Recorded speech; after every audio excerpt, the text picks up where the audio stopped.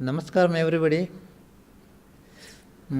I wish to say a few words about whatever Hindu Dharma proclaims. Ahimsa Paramo Dharmaha. If you attend any Hindu festival at any temple, you will see dozens and dozens of banners all over. Of all those banners, the biggest banner always says, Ahimsa Paramo Dharmaha. Wherever if you hear Swamis talking in temples, they always mention, without fail, Ahimsa Paramo Dharmaha, Ahimsa Paramo Dharmaha. But if you look at, do we actually mean what we say? That's what I want to examine in this talk. Because I think we just say it without really practicing. Because if you take a Carnatic Music Hall, for example, if you attend a concert, you look around, at least 70% of the women in the audience, they are wearing Himsa silk, Kanchipuram silk sari. A Kanchipuram silk sari is pure Himsa. To make one silk sari, they boil about 50,000 living worms, cocoons, in hot water to draw filaments. So actually these women who are all dressed so beautifully, sitting, listening to singing, they are wearing the death of 50,000 worms on their body. And it's derived only through Himsa. So people don't really mean when they say Ahimsa Paramo Dharmaha because they don't practice it. Once I was in Bridgewater Temple in New Jersey to attend a concert, and there happened to be a lady, they call her a Holy Mother. She was dressed in white, pure Kanchipuram silk sari, and people are bowing down to her, Holy Mother, Holy Mother. So they asked me, one lady came to me, Yashwant, you must meet this Holy Mother. She has genuine powers. So she didn't even give me a chance to say no. She just grabbed my hand and took me to the Holy Mother. So of course I had to give pranam because it will look weird if I don't salute her. And she happened to speak coincidentally about Ahimsa Paramo Dharmaha. I thought that was very weird. After the talk, I went to her and said, the silk sari you are wearing is pure Himsa. And you just talked about Ahimsa Paramo Dharmaha. She turned red. So whenever I go to ashrams, whenever I attend satsang, whenever I have a chance, I talk to, because it's not a criticism. I'm not by the way criticizing. It's just to clarify in my own mind what exactly is this. So I ask monks, because they are more knowledgeable than I am, to explain to me why our shastras condone the use of silk cloth. In fact, in some temples they dress the idols of Sri Rama, Sri Krishna, Sita in pure silk saris. I have seen it with my own eyes. Lakshmi, especially in Lakshmi temple, they put a Kanchipuram, a red Kanchipuram Himsa silk sari. So that used to trouble me. There must be some reason why our shastras say it's okay to wear silk sari. Not only it's okay, it's preferred. Because they say, our shastras say, silk is one of the fibers that's not easily contaminated. I don't know what they mean by that. But that's what the shastras say, silk is. So I used to ask so many monks. I even went to Stroudsburg Ashram, Arsha Vidya Gurukulam. I have asked many monks the same question. Why our shastras condone the use of silk? And none of them really satisfied me. And they always agree with me. Yeah, yes, you have a point. I asked even Swami Dayananda Saraswati. He is very knowledgeable about Veda, Shastra. The first thing during the satsang, I got up, and anybody could ask him question during satsang. I stood up and asked him the question. Said, I'm trying to understand why our shastras condone it. The first thing he said was, that gentleman has a point. silk saris are made through Himsa. But he said, if you tell women not to wear silk sari and people stop buying silk sari, there are a million people engaged in silk cottage industry. If you go to Kashi and all the more than 1 million people work in so they will all be unemployed. So 2 weeks later, I was at Arshavidya Gurukulam drinking coffee when an old gentleman came, and there was nobody in the yard, just me sitting and drinking coffee. And he came and sat near me, and he said, 2 weeks ago I was in the hall when you asked the question. And what Swami said, it did not satisfy me. Many people told me later that answer did not satisfy them either. So it's a riddle. Then a lady who was overhearing what I said, she came and began to scream at me, if you think I will stop wearing this Kanchipuram silk saree just because you said it's Himsa, you're crazy. I'm not going to stop wearing it. So Indian women, Hindu women, they just love their silk saree so much that they would rather stop going to ashram than not wear silk saree. To my knowledge, only one Swami, Mahaperiyava, has said explicitly, he asked people not to wear silk clothes. I heard in Chennai once, there are 5,000 people in the hall, and somebody asked him during question and answer session, why our Shastras say it's okay to wear silk saree. So at that time he said, I'm asking people now not to wear silk saree because silk saree is Himsa silk.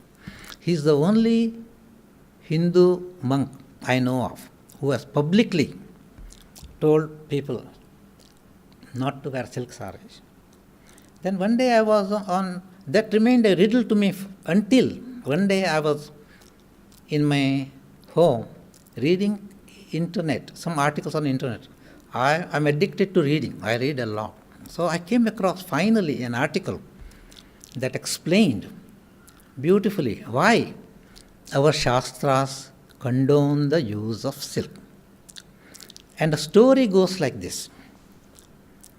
About 2100 years ago, the king of Kashi, Varanasi, for his birthday, received a small box as a gift from a merchant from China. So Maharaja opened the box and took out a fabric of pure silk, Chinese silk.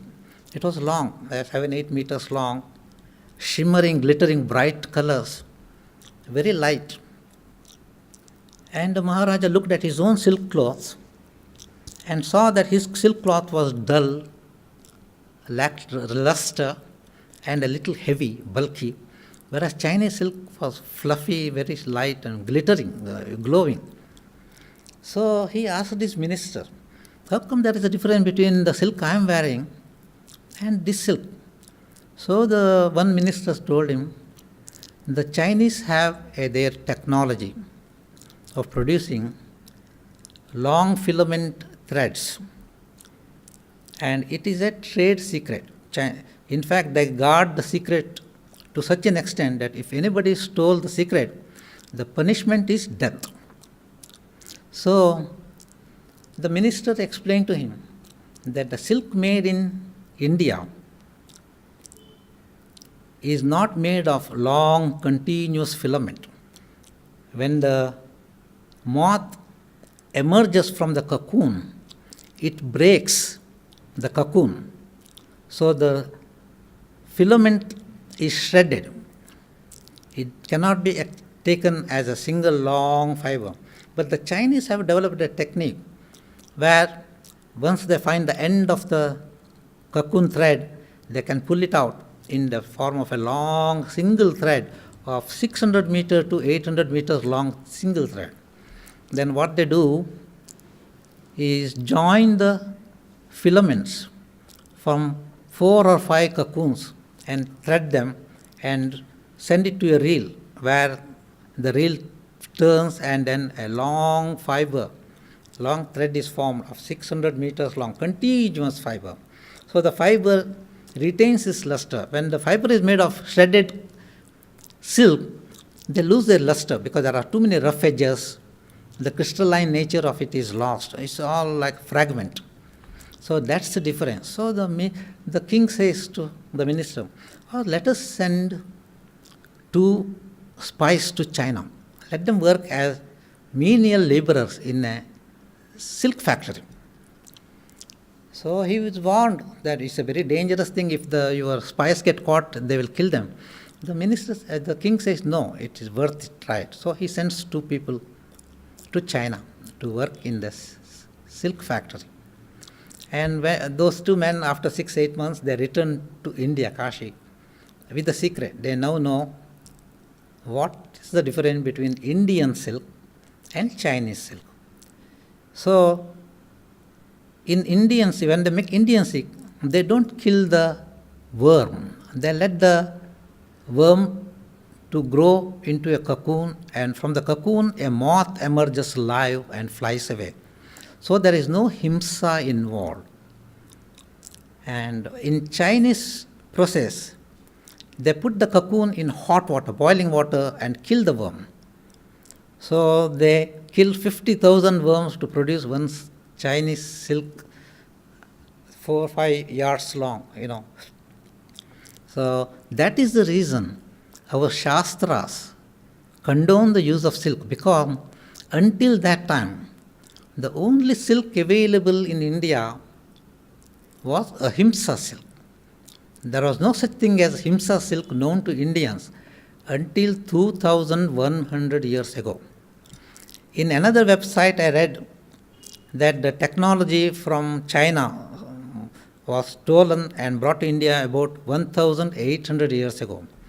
But there are websites that say 2100 years ago. But it makes sense, because before that time, the silk has been made in India for more than 5,000 to 6,000 years. For at least 6,000 years, Indians have been making silk.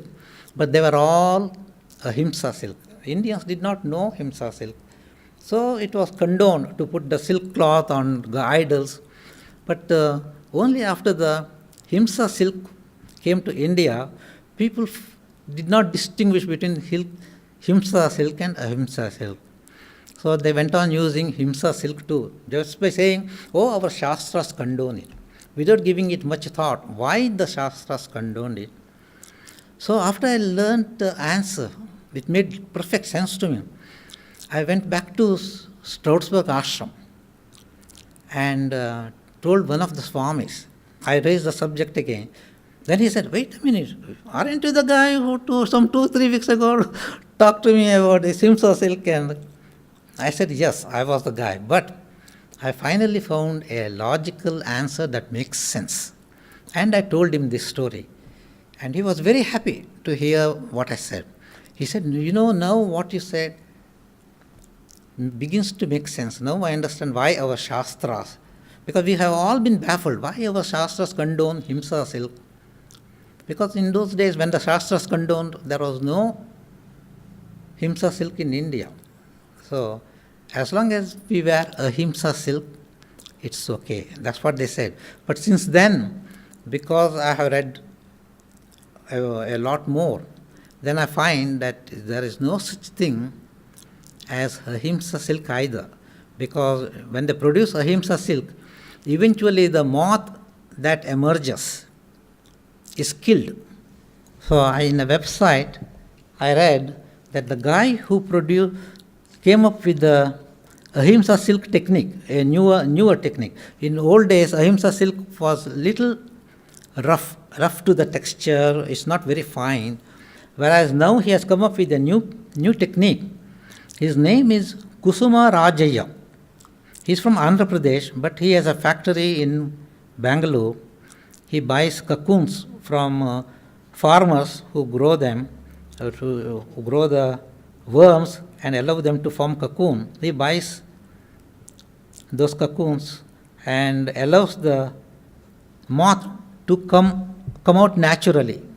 Of course, the threads are thread, but he has developed a technique where he can harvest lustrous filaments. But even here, the moths that emerge are eventually killed. They are thrown into a dustbin where they die a slow, lingering death. And how the Ahimsa silk made nowadays is that they allow male and female moths to mate. They put them in a tray. For 3 hours they are allowed to be together. And the male moths mate with females. After that, the workers pick up the male moths, put them in a basket, and put it in a refrigerator at just above sub-zero, just above zero, very cold temperature. So they are in a semi-suspended state, almost comatose. Then, when a new batch of female moths is brought, they bring out the basket out again, allow the moth to get warmed up, and put them back together with the female moths. And they mate again. So they are allowed 3 hours to mate. And after that, they pick up the moth again, put them in the basket, put them back in the refrigerator. This they do 5-6 times until the virility of the male moths is lost. They are incapable of mating. That's when they dump mercilessly all the moths into a waste paper basket, in a dustbin, where they die slowly. And people who have visited, they have seen it. Those moths wriggle and then they die, a painful death. So, there is no such thing, it seems, like even Ahimsa silk. Ahimsa silk is a misnomer. Both silks, Ahimsa silk and Himsa silks, are Himsa silk.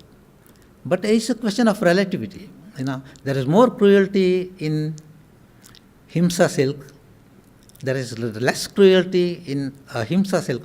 But Ahimsa silk is also procured by inflicting Himsa on, literally there are billions of worms put in boiling water and killed to harvest silk. Billions of worms are boiled. So if you ever visit silk factory, you will notice that it smells like a slaughterhouse. There is a smell of boiling meat. And that's what in fact it is. It is a slaughterhouse where all these worms are slaughtered by the thousands, tens of thousands, every day slaughter is going on. And they make beautiful silk saree which women buy. The largest buyer of Himsa silk in the world are Indians. So almost world's 80% of the world's supply of Himsa silk is bought by Indians, especially women in Chennai. They just love their Kanchipuram silk sarees. Even the Ahimsa silk, 45% of the fabric manufactured in Bangalore is sent to USA, because USA's fashion models, they have taken a fancy to Ahimsa silk, so they can say, oh, this is Ahimsa silk, I'm wearing Ahimsa silk. And 35% of the remaining is sent to the UK. People that buy Ahimsa silk also. But the Ahimsa silk is least popular in India. In Chennai, women don't wear Ahimsa silk saree. You will never see them wearing. But they only say, Ahimsa Paramo Dharmaha, but let me wear my silk sarees. And that's what they say. So I wish to say a few words about that, because I spent many years trying to understand why our Shastras condone. Now it makes sense to me. So I hope, in case you had doubts, any one of you had doubts, I hope I have clarified that doubt. And thank you for listening.